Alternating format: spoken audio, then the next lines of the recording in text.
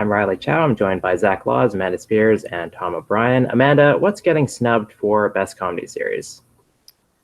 I think Glow might get snubbed, besides its surprise SAG nomination. But I think Modern Family is in trouble. This is the first time they haven't been nominated for SAG Ensemble. So I think they might be dropped, but we know they've only got one more season. So, or do they? Yeah, or do they? Yeah. Allegedly, they only have one more season. It's the same thing with Silicon Valley and Homeland. They're just going back and forth. I think it would actually help to announce the final season, at least for the Emmys. Okay, Amanda, you should talk now so we get a full-size picture of your dog. Oh, no. He's gone now. I can't control him. He just does whatever he wants. I'm sorry. What does he think's getting snubbed for comedy series? Well, as long as it's not Game of Thrones, he doesn't really like the dragons. And Okay. He doesn't really care about comedy, although he was not a fan of the Blackish episode with all the dogs. Oh, well, of course. Yeah, he just barked. I can post the video later. Okay, Zach, what are your 7 that are getting in for Outstanding Comedy Series? Well, I go back and forth on this a lot because I think there's about a dozen shows that could get nominated for comedy series, which is funny because, I mean, last year's, actually the last 3 years in a row, winner Veep is not even in the running this year. And even without that, there's still about a dozen shows between shows that have, been nominated year after year after year, or shows that are first-time contenders, or even, some of these revivals. I change this all the time. Right now, I've got Marvelous Mrs. Maisel and Atlanta. I've got Curb Your Enthusiasm and Barry. I've got Will and Grace. And right now I've got Unbreakable Kimmy Schmidt. And I'm going out on a limb and putting The Good Place in.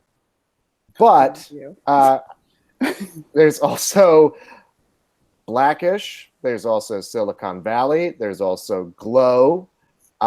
There's also Modern Family, which every year I take out and every year keeps getting back in.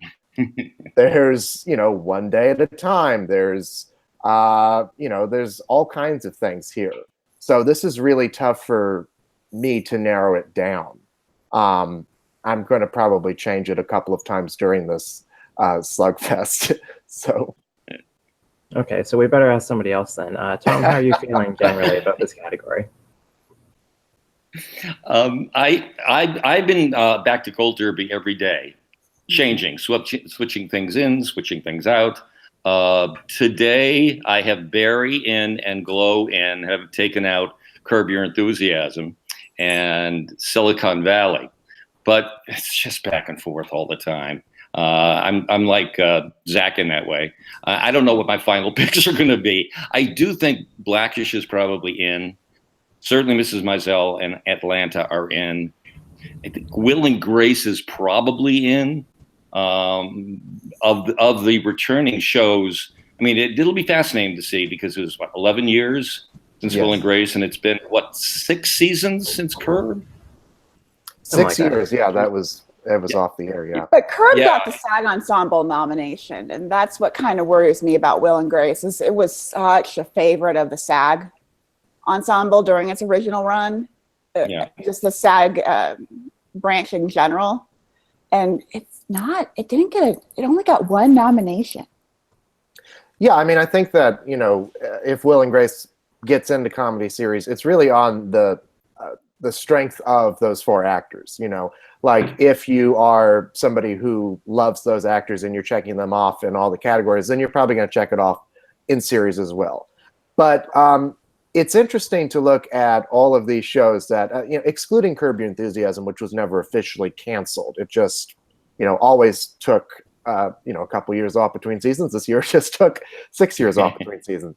But when you look at Will and Grace as probably the best example of a revival that could get nominated in this category, with Roseanne kind of combusting and with Arrested Development kind of not living up to expectations, it'll be really interesting to see if they do indeed dip back into the well and nominate a show that had Emmy glory a decade ago, but is just kind of coming back. I mean, this could be the future of broadcast television, and I could see a lot of people being like, "No, I don't." And I think that's the problem that. is because I liked the season finale of Will and Grace, the original season finale. I liked the idea that these two had kids and they somehow ended up together. I don't really like that they wiped off everything they did personally, that final season to this season. And I think one of the things you have to ask yourselves with some of these revivals is, are they moving TV forward? Because they're not. They're great for nostalgia, but it's not as edgy as it was in its original run. What made it special the first time out is not special now. So I wonder if people are just like, they had their turn. What about The Good Place? What about Barry? What about all of these other shows that, this is their first run? Yeah. And I think they had kind of even moved on from Will and Grace while it was still on there. Like that last season wasn't nominated for series. It wasn't nominated for directing, for lead actor.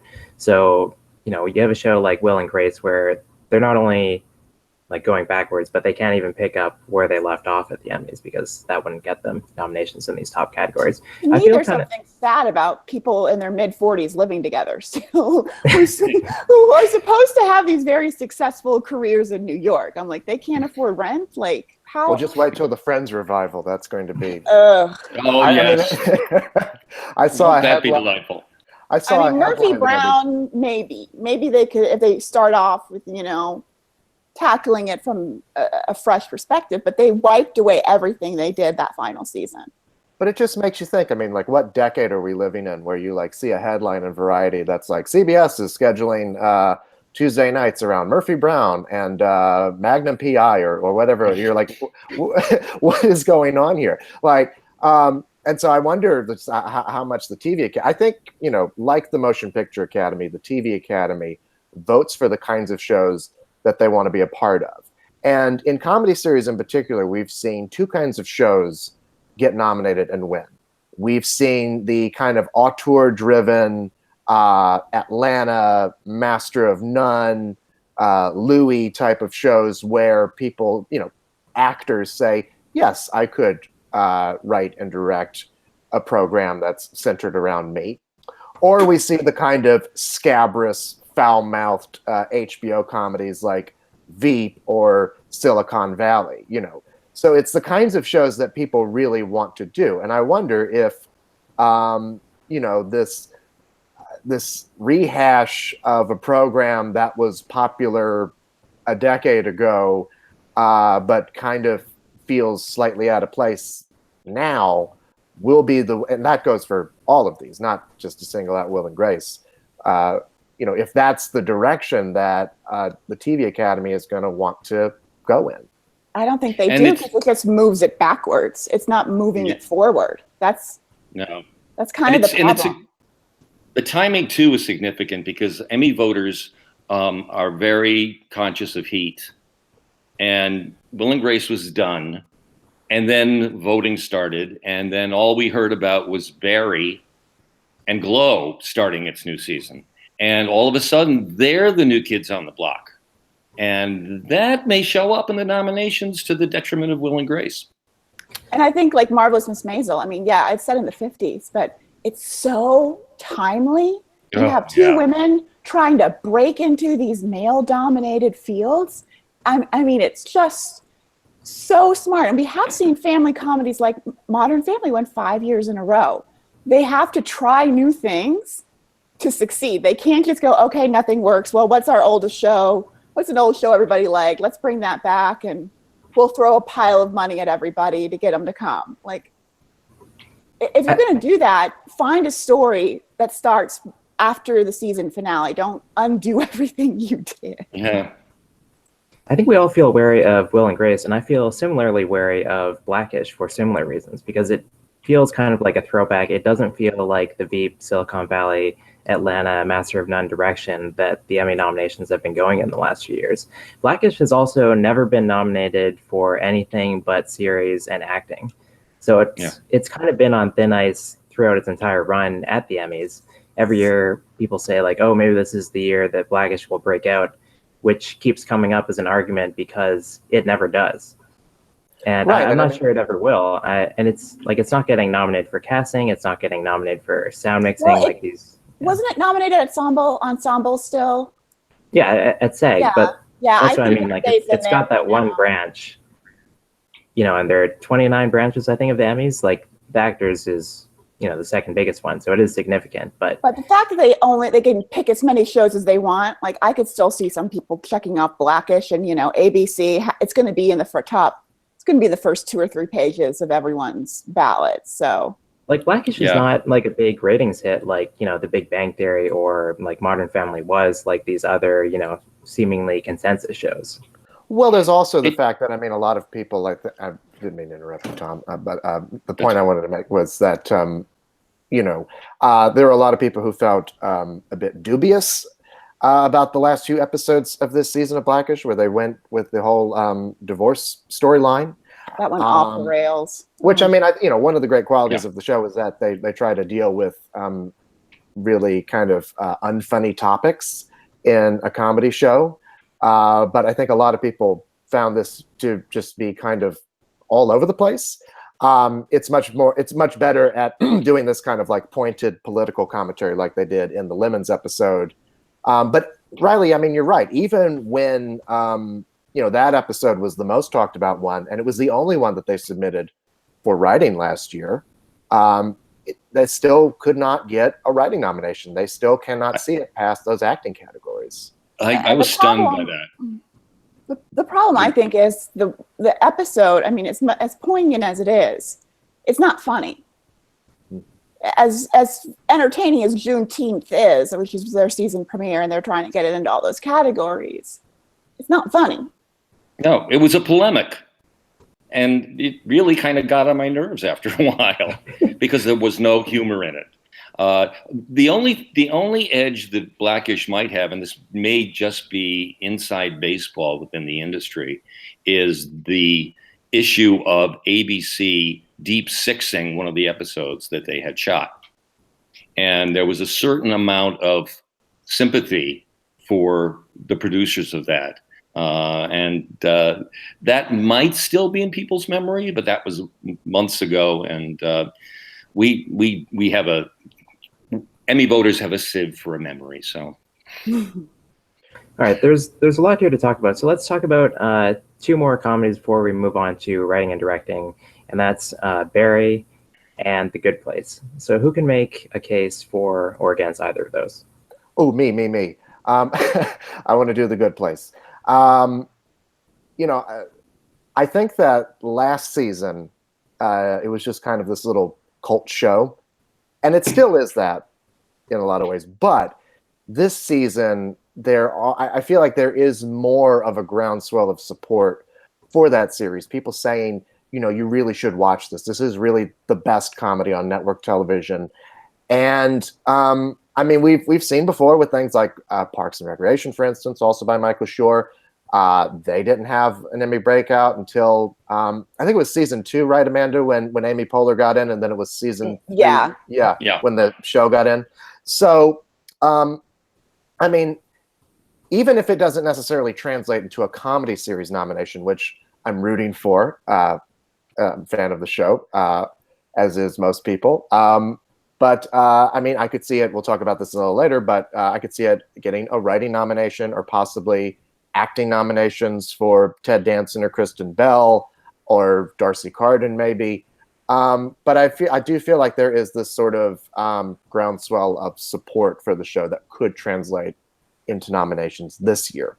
And I think it's helped by being on Netflix. I think something like that, like Breaking Bad, when it really became popular, was when people could binge like 2 or 3 seasons of it and then like, oh my God, really get into it. And I think that, I think you're right. But this is the difference between the Will and Grace and The Good Place kind of a thing. Will and Grace is probably an easier push for NBC, but The Good Place is a more inspired and original show. I wish they had only submitted 1 episode for writing. They submitted Yeah. 3. I think that was a mistake, but we can get into that later. But I think it's the most original. It's a high concept show. They're trying to do something.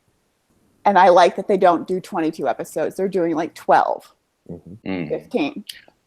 I tried to get a number of my friends to watch it, and they've tried it, and it's very hard for them to get into it. And I'm getting some interesting feedback about that because they don't, unlike say Parks and Rec, where there were relatable characters. Some of the characters in The Good Place are concepts, for lack of a better word, and the whole show is kind of a high concept show, not something that we experience in our everyday lives. So it was. A few people said it was just tough to get into the characters. Some people loved it, but I think that the unanimity of liking it on our panel may not necessarily translate to everybody. I only watched the first 2 episodes and I had to stop. You're always the one. I know. This coming from the person who shamed me into watching The Looming Tower. The Good Place probably will win the TCA for Best Comedy Series, and more interesting is that it was nominated for Program of the Year, which generally has a drama bias. There have been 23 comedies that have been nominated for Program of the Year over the years. 22 of them have gone on to get a Best Comedy Series nomination for the same season at the Emmys. The exception was Sports Night, which still was nominated for writing, and it still won directing and editing. So The Good Place, it has this potential. It's never been nominated by a guild before, but neither was Parks and Recreation before it broke in for its 3rd season at the Emmys. Yeah, Amy Poehler wasn't even nominated to like the 5th season for a SAG award. Like 4th or 5th, she had hosted the Golden Globes by the time the 1st season, first time before she got a SAG nomination. I'll stop. I know too many Amy Poehler facts because I am a super fan of Parks and Recreation. Yeah, I guess you wanted to also talk about Barry. Barry, I think. It's funny. I mean, a lot of these shows we're talking about, I think there's kind of like a Sophie's Choice for these networks, like HBO, for instance. Would they be willing to sacrifice a Silicon Valley or even Curb Your Enthusiasm for Barry, which is their hot new show? And funny enough, I was talking to Chris about this at lunch the other day, Chris Beecham, and he was saying that it kind of satisfies these 2 weird obsessions that TV Academy voters have, which is 1, it's about the mob, and they love The Sopranos, and 2, it's about actors. So I think that might be, it'll be interesting to see how well that show fares, because I think it hit at the right time. I think it's a great show. I loved it, and frankly, yeah, it's about these actors and this crazy class, and I'm not expecting a lot of nominations, but it has a chance at some key ones besides series. Certainly lead actor, certainly supporting actor, and possibly a writing or directing nomination. So those are marquee categories, and it'll get it off to a good start towards season 2. And we don't know how much Silicon Valley's hanging on, but Barry could be helped by the fact that it aired right after Silicon Valley. So there's a good chance, since that show's been nominated for every season, that they've seen at least a few of the episodes. And I think Bill Hader, if he gets in and the show gets in and it gets in writing and directing, he could take Best Actor. He's a favorite of theirs. Yeah, I think that's kind of the thing for me about, will they watch it after Silicon Valley or have they already? Because although it is HBO, although it's about actors, it got good reviews, all this kind of stuff, it seems like it's kind of made for the Emmys, but, it does have these really low ratings, which, might not matter for the Emmys, but at a certain point, I feel like there is a line, and this would be HBO's least watched Best Comedy Series nominee ever. Can we talk? I know you wanted to move on to writing and directing, but I wanted to talk about 2 more shows that are on Netflix that maybe could make a dent, and it could have some kind of passionate support. One is both are in their 2nd seasons, and both did not make any kind of a dent in the Emmy races last year. But one is Dear White People, which is critically acclaimed and beloved, and has a very passionate fan base of people who want to keep it on the air. And the other is One Day at a Time, which could fill the working class multicam family drama slot that has been vacated by Roseanne. It's a very kind of nuanced take on these kinds of big issues in working class family type shows. So, I mean, if they want to, freshen up the, that segment of the comedy series race, maybe that would be a good way to do it. Yeah, I thought you were going to mention One Day at a Time, and I was ready to shoot you down. And then you started talking about Dear White People, and I was like, okay, where's the eject button?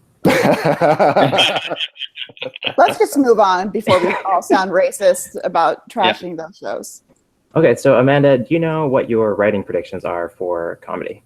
I have 2 of Atlanta episodes. I don't know which 2, but I know they'll take up at least 2 spots. The Marvelous Mrs. Maisel, she's gonna win. Sorry. I'm a very big Amy Sherman-Palladino fan. 26 years after her first nomination, she's gonna take this category for the pilot. I think we'll see Silicon Valley get in for their season finale. And then episodes is never missed, so I wouldn't. Ugh. And then the pilot.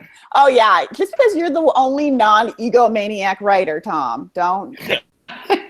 Just because you're the only one going, it's about us, and they wrote a series about a series. It's a very meta season finale, so I definitely think that it's going to be checked off by enough people to squeak out that 6th spot. And oh, I'm with you in predicting it. I've been wrong every single year beforehand, but yeah, I guess I am the only. And Matt LeBlanc's name called, announced as a nominee, which I know is a long shot, and we'll get into that. But if you hear his name called on Emmy morning or midday, whenever they're actually doing this, there's like a 98% chance the writers will go along for the ride because they've both always been nominated together. So yeah. Tom, how are you feeling? Let's hear what you voted for. Come on. I don't know what the Academy would have to say about this because I'm showing my big fat face, but I'll tell you anyway. What would you have voted for? Okay. First and foremost, Mrs. Maisel. I love you. Sorry. Of the Atlanta episodes, I said I picked Alligator Man. I'm really baffled at their writing submissions, because really I thought for sure that Teddy Perkins would get in if they had submitted it, because that's an original episode, and you can only see your mouth right now. Just yeah, okay. You need to tilt up or scoot back a little. Sorry. It's a lovely mouth, but I know, but close up. Okay. Third, I voted for Better Things. I like that. Yeah, the graduation episode was gorgeously written, and they brought all the major characters back together. Everybody had a moment. It was a wonderful balance of teariness and hilarity and musical numbers. So that I'm a sucker for. I voted for One Day at a Time. Hey. They had a very, very nice episode in which, not to get a spoiler, but Rita Moreno's in a coma, and everybody gets a chance to say goodbye to her. But in a kind of a hallucinatory scene, she's not ready to go quite yet. And I voted for the pilot for Barry. It's I think it's a really interesting blend of those, exactly what you said, Zach, the mob and show business. And that, I think, will prove irresistible to writers. So that is my votes. But in terms of what's going to actually get nominated, I'm rooting for Better Things. It may, but it might be a bit of a long shot. I suspect 2 Atlantas, Barry, Mrs. Maisel, and episodes. Zach, do you agree with that? Well, yeah, I've got Mrs. Maisel, and I've got Barry, the pilot for Barry. Me too. I mean, we could probably. I know we're all saying 2 Atlantas, but depending on how popular the show is, they could get 3 in if they just vote for all of them. I mean, I don't know which 2 out of these 3 would be the most likely to get nominated. So, I mean, you could just safely predict all 3 of them to get nominated. We've seen them do that with things like Veep before. I think that, like I said, I mean, this could be a place that The Good Place can show up. We've seen shows like Community, for instance, or Catastrophe get writing nominations when they didn't get nominated anywhere else. Will and Grace, submitted 4 episodes, and they won the Writers Guild Award for Rosaria's Quinceañera. I feel like they would have been smarter just to submit that one. They submitted like it was 1999. So, yeah, exactly, right? Like, and a lot of these categories, I'm like, you guys have just canceled yourselves out. You've just you might as well have just thrown money out the window, because we'll get to those in a few minutes. And so yeah, I mean, I think that did I name off 6 already? I'm not predicting Will and Grace to get nominated, but I've got Maisel, Barry, 2 to 3 Atlantas. Throw in the Silicon Valley. They only put in 1. Maybe Atlanta will knock out episodes. Let's just. I like episodes. I don't understand why people don't like that show. I've always thought it was hilarious. No, I like it. I thought that season finale the first year was like a perfect. It just always feels like a big, pat on the back. You can't fault some of those writers for thinking a show about writers frustrated at an actor. It's probably like therapy checking off that show. Yeah. Sometimes. It's like, yes. Yeah. I mentioned, I do want to just, of these Good Place episodes, I don't know which one would be. Dance Dance Revolution. Yeah, I think that would be probably, since it comes first on the ballot. And I thought that was the best of the 3 submitted. Yeah, I think they just submitted that episode because it's so funny with the roast before and everything. And I think that would be Ted Danson's episode, actually. Yeah. Well, let's just keep hope alive and say that that's going to be one of the nominees, along with Maisel and Barry and Atlanta. Let's have some quality nominees, better things. I want to hear your thoughts on this, actually, because did Louis C.K. write that episode of Better Things with Pamela Adlon, Tom? He wrote them all. Yes. All the season. It was written. Aren't on the ballot then. They're really very lucky.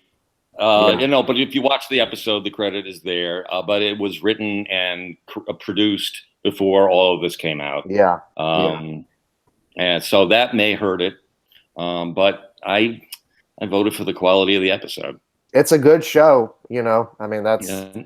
And it's not her fault. And I know Amazon and Transparent and Joel Soloway are all going to blame Jeffrey Tambor for their problems, but they had a horrible season even before he turned out to be a bad person. Isn't it something we didn't even mention that in our the dozens of shows that we just talked about? Well, that's also not just because of Jeffrey Tambor. It's because they had a horrible season, and if they're going to bring it back, they need to figure out a way to correct what they did, because they can't blame everything on the fact that their star turned out to be a pervert. An awful person. I'll say that, speaking of Transparent, that kind of reminds me of Glow. Glow is a show like Transparent, Orange is the New Black, that I feel like is not really the writer's brand these days, because they like more of those auteur comedies. So if it does get in for its pilot, I would not expect to ever see it in this category again. And I'm not predicting the pilot, although it could get in since they did get a couple nominations at the Writers Guild Awards. I absolutely think that we're getting all 3 Atlanta episodes, because I think this is one of those places where we really saw the revised method of balloting last year make a difference. In the writing, directing, and editing categories, every single Veep and Silicon Valley episode that was submitted got nominated. And then that variably left, 1 or 2 slots, and sometimes they were filled. Like in this category last year, then they filled it with 2 more Atlanta episodes and then 1 episode of Master of None.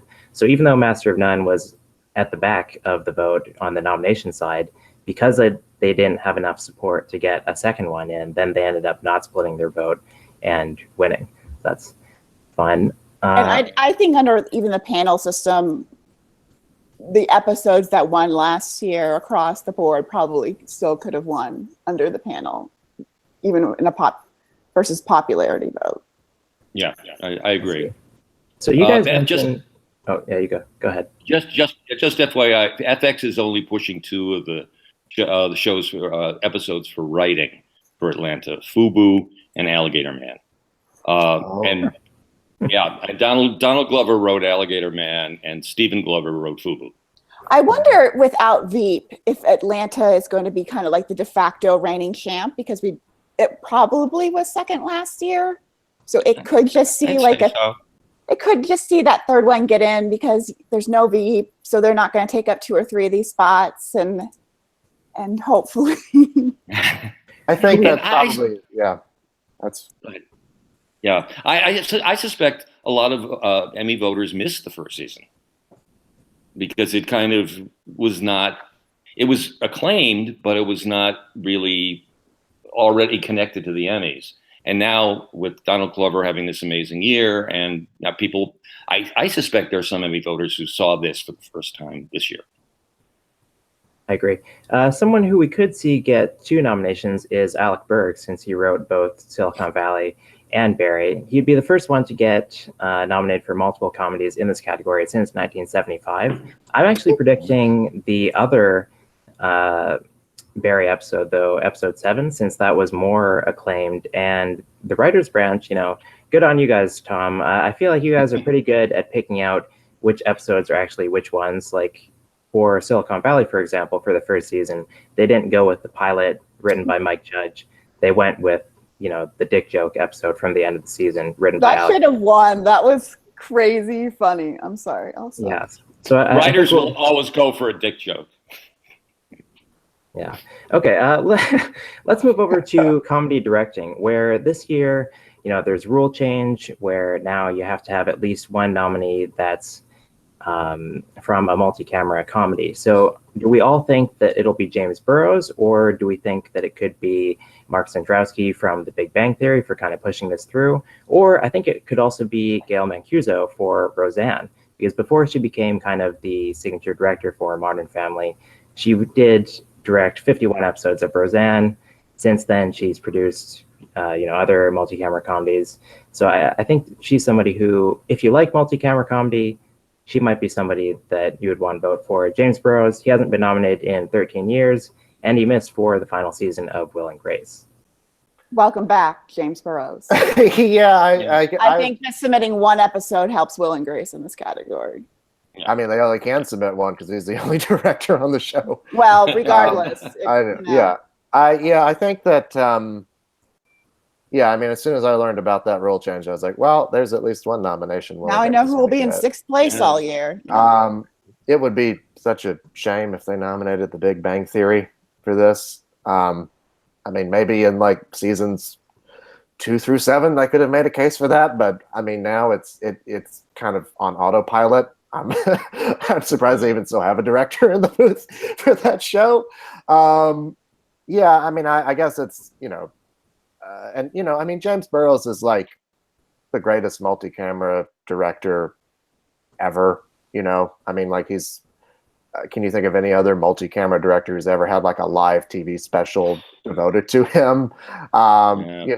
So, you look at the number of shows that he's directed in his career, including Will and Grace and freaking Cheers and Taxi and all that stuff. I mean, it's hard not to see them wanting to welcome him back with open arms. And I mean, you say he hasn't been nominated in 13 years. There really hasn't been a reason to nominate him, in that time, right? Because I mean, multi-camera sitcoms he hasn't had a show that's really kind of broken through in that way. So I think this is pretty much his. As far as who else is going to get nominated, I've got both Atlantas in there, FUBU and Teddy Perkins. I've got Mrs. Maisel, which I'm curious to know what you guys think about the fact that I assume that they just meant to submit Amy Sherman Palladino, and somebody else wanted to be on the ballot as well. So there's two Mrs. Maisel. Yeah, no, it's absolutely what happened, because they're only campaigning the one. So they had 3 directors in the first season. They had Amy Sherman Palladino, they had her husband, and then they had one guest director who went rogue and he submitted himself, but he's still not being campaigned by them. And good for her husband for stepping aside and letting her have her moment. I mean, let's just take a moment to applaud him for not splitting comedy, writing, and directing. That is very honorable, because I think she could win both. I know I am like a super fan and biased, but I really honestly believe that that show could go on like a Handmaid's Tale, Game of Thrones type sweep. Well, unless this other guy gets nominated. I swear to God, I'm going to be cursing him out on Twitter. My fantasy, can I just tell you what I really want to see happen? Is Alexis Bledel and Milo Ventimiglia present one of these 2 categories? How sad. All right. It's strange with this the Scott Ellis, who has submitted for The Marvelous Mrs. Maisel. He was nominated for the first season of 30 Rock for a random mid-season episode, and I'm still confused how the director's branch found that episode. Well, he must have campaigned for it. But as far as rounding out my predictions for this, I got, Silicon Valley gets nominated every single year. They've got 2 submissions this year, so you can probably count on one or both of those.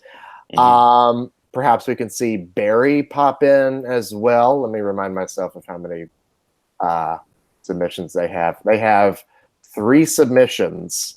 So either Bill Hader or Alec Berg, I think, would be the ones to benefit from that.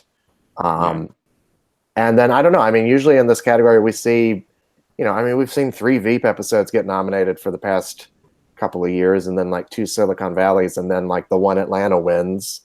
So on nominations morning, I'm going to look for whatever show just gets one directing nomination, which might be James Burrows. So you never know. Okay, Tom, do you have any final thoughts on this category?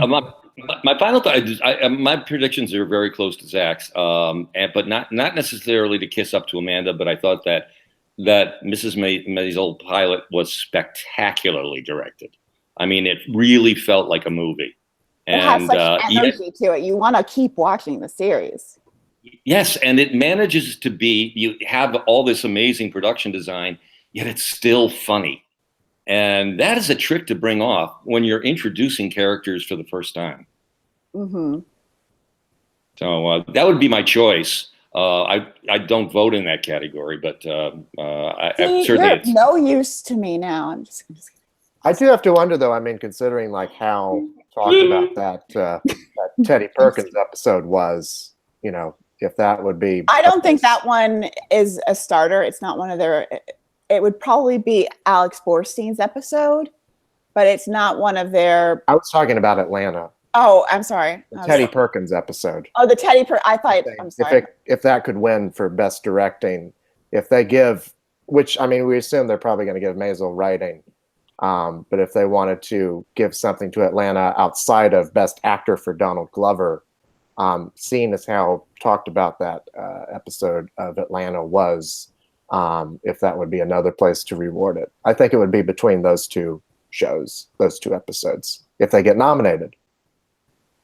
Yeah, they didn't nominate Hiro Murai last year, even though he is the main director of Atlanta, because, on the director's ballot, they do have names. So if they see Donald Glover, they're not going to vote for some random Japanese guy. Although he does have a bigger name this year, since, maybe some people know that he did This Is America, Donald Glover thanked him in his speech. That kind of thing. Another show that I think we could see surprisingly take a bunch of slots is Curb Your Enthusiasm, because Silicon Valley and Veep, they've been running this category for the last few years, and they both come from writer-directors who worked on Curb Your Enthusiasm. Curb Your Enthusiasm has been nominated 10 times in this category. It's won, and if they're just going to get one nomination, I'd say it's from Robert B. Weed, who has been in 3 times without any other Curb Your Enthusiasm directors. You're right. I didn't even. Yeah, I forgot about that. Yeah, Yeah, but they have like a lot on the 1, 2. 6, I you think. fill the category. Yeah, they've got 6 on the cat. I think that might just cancel them out, selves out. I don't.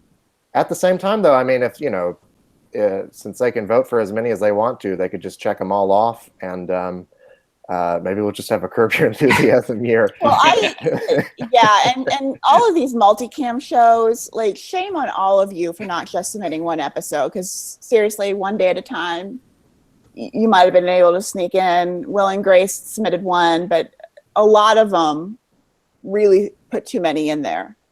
Yeah. And you're fighting for one spot. Let's face it. They're not going to get to it. All right. Any final thoughts? Anybody? Marvelous Miss Maisel was not. Didn't it win DGA, Riley? It did not. Beep one. Beep one, but it was nominated. So look out for Amy Sherman. But Atlanta had not aired yet, so there's that. Yeah. She'll win something, because or not. We'll see. No, I didn't rank your hopes with Twin Peaks last week. You don't have to. You did, yeah. I'm sorry. No. I think that Mrs. Maisel is going to win either writing and directing, if not both. But I will be interested to see, because I mean, we've seen before. Sometimes these shows miss out in one or the other. I'm not betting on it, but I mean, it could miss out in one or the other, just depending on how stacked the category is. If it gets in for both, then I think that it kind of helps solidify that front runner status.